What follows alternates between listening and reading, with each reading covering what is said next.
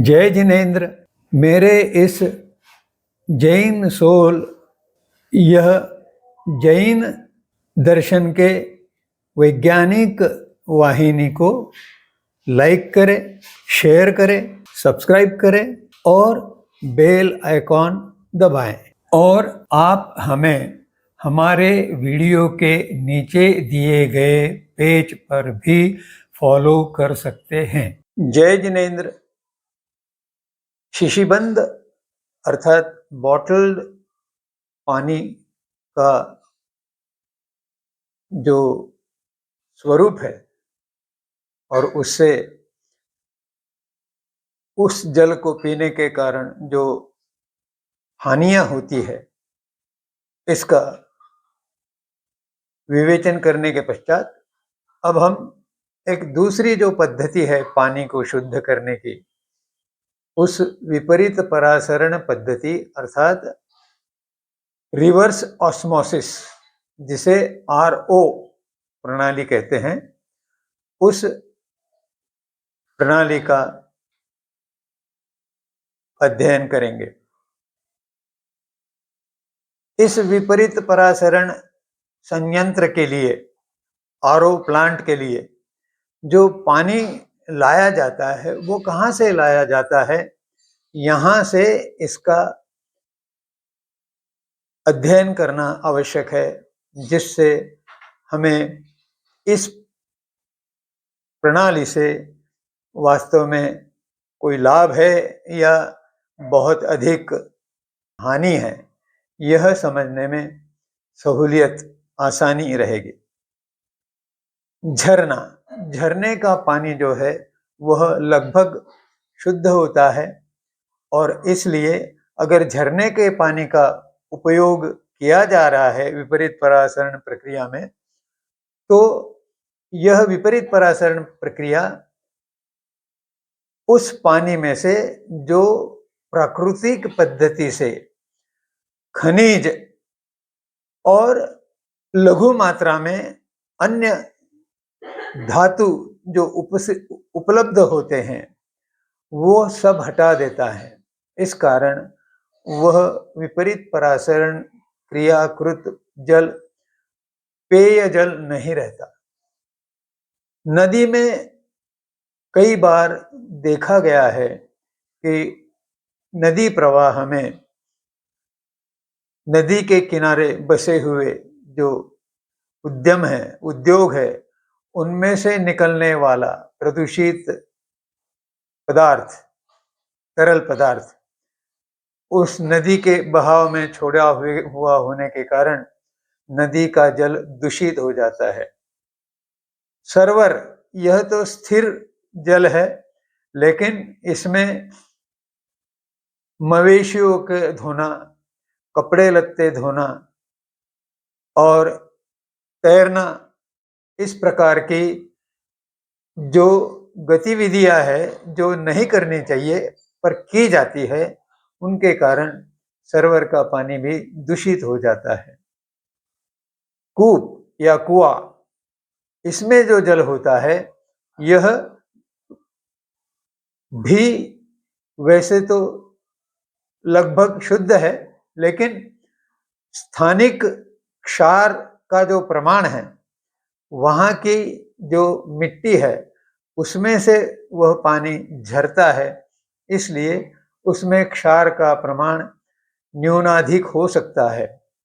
और विश्व आरोग्य संस्थान अर्थात WHO ने एक मानक दिया है कि इन क्षारों का प्रमाण अगर 500 ppm अर्थात 1 मिलियन सीसी में 500 सीसी अगर वह क्षारों का प्रमाण है, तो वह पानी पीने के योग्य नहीं है।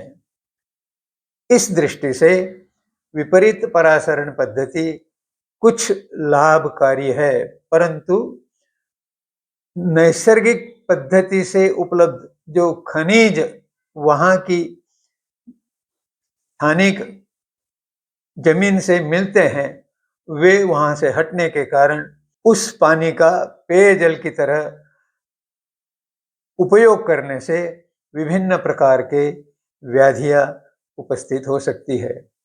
और नल का जो पानी है वह तो हमने शीशीबंद पानी के विचार करते समय देखा है कि नल द्वारा जो जल वाहन योजना बनाई गई है उसमें तो नदी से लेकर नल तक इतने सारे दूषित स्थान हैं कि वह पानी तो आरओ के प्रक्रिया के पश्चात भी कितना पेय रूप में होगा, इसके संबंधित सैकड़ों प्रश्न उपस्थित होते हैं।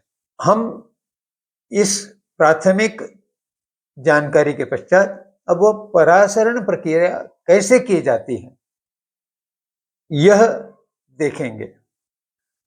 सामान्यतः शरीर में जो रक्ताभिसरण प्रक्रिया चलती है उसमें स्थान स्थान पर पटल लगे हुए हैं और वहां जो है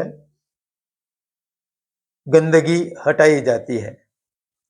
इसमें रक्त के प्रवाह के दिशा में ही वह आगे बढ़ता रहता है और गंदगी उस पटल के मेम्ब्रेन के पहले रुक जाती है।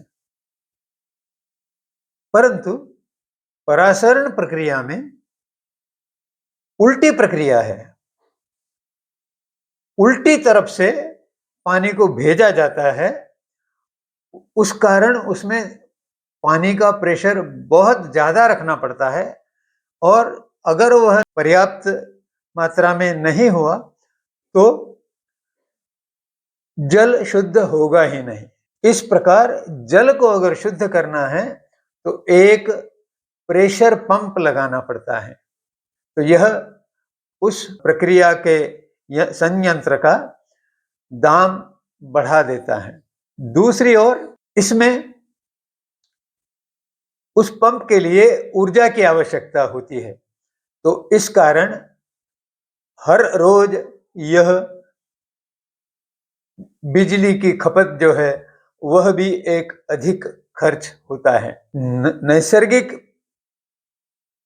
प्रक्रिया जो है ऑस्मोसिस की, वह ऐसी प्रक्रिया है कि उसमें बिजली की आवश्यकता नहीं होती। जैसे मिट्टी में उपस्थित जल वनस्पति की जड़ों द्वारा प्राकृतिक पद्धति से शोषण करके उसका उपयोग किया जाता है। अब विपरीत परासरण की दूसरी बात और यह है कि यह पानी 1 लीटर पेयजल बनाने के लिए 4 लीटर जल फेंकना पड़ता है। अब देखिए आप, अगर किसी परिवार को दिन भर में लगभग 15 लीटर पानी की पेय जल की आवश्यकता है पीने के लिए और रसोई के लिए, तो उसके साथ 60 लीटर पानी जो है वो व्यर्थ नाली में भेजना पड़ता है।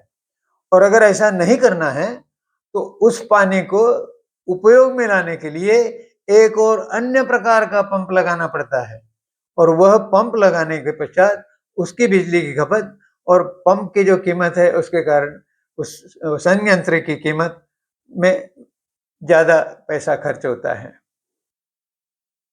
इस प्रकार विपरीत परासरण प्रक्रिया यह पेयजल बनाने के लिए